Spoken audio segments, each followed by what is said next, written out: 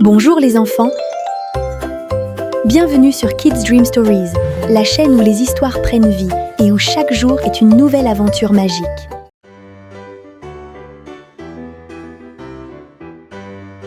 Près d'une vaste rivière argentée, là où le vent danse avec les feuilles, vivait Lina, une petite fourmi travailleuse. Un peu plus haut, sur la branche d'un vieux manguier, vivait Rocco, un pigeon sauvage, libre comme l'air. Deux êtres que tout opposait, sauf un futur lien inattendu. Encore un grain, juste encore un. Oh non, celui-là aussi je dois le prendre. Lina, tu travaillais encore? Regarde comme le vent est parfait aujourd'hui. Viens t'amuser. Les pluies arrivent, il faut se préparer. Préparé? Moi je vis au jour le jour. L'aventure m'attend.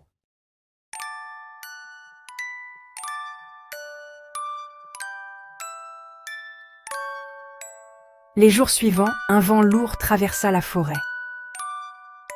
Le ciel devint gris. On dirait que ça se couvre. Oups. La pluie arriva plus tôt que prévu. Rocco, le pigeon libre, n'avait rien préparé. Jamais elle ne s'arrête, cette pluie.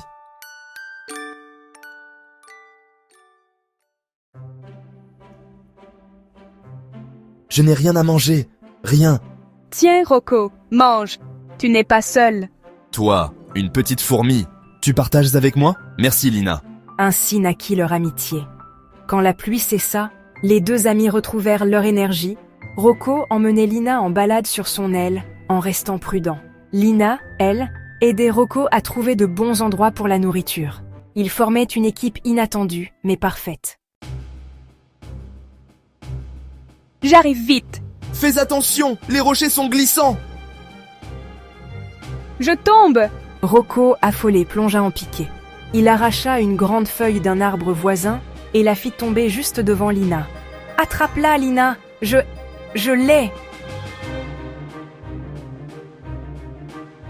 Tu vas bien? Dis-moi que tu vas bien. Oui, grâce à toi. Quelques jours plus tard, Lina se promenait près du manguier.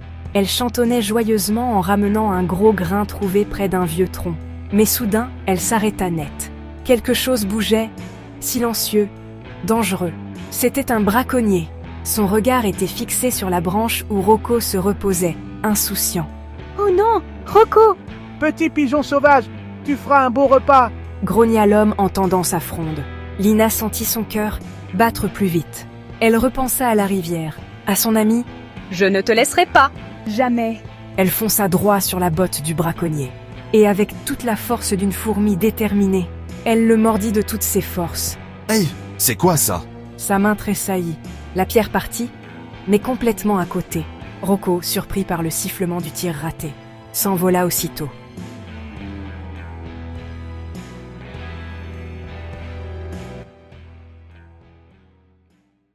Le braconnier chercha partout la créature qui l'avait piqué, mais ne la trouva jamais. Furieux, il partit en maugréant. Lina, qu'est-ce qui s'est passé? Qui m'a sauvé? C'est moi, Rocco. Je ne pouvais pas te laisser. Pas après ce que tu as fait pour moi. Tu as affronté un humain, pour moi. Tu es minuscule, mais ton courage est immense. Pour toi, je ferai n'importe quoi. Tu es mon ami. Depuis ce jour, Rocco et Lina vécurent côte à côte. L'un volant au-delà des nuages, l'autre marchant entre les grains de sable, mais toujours ensemble.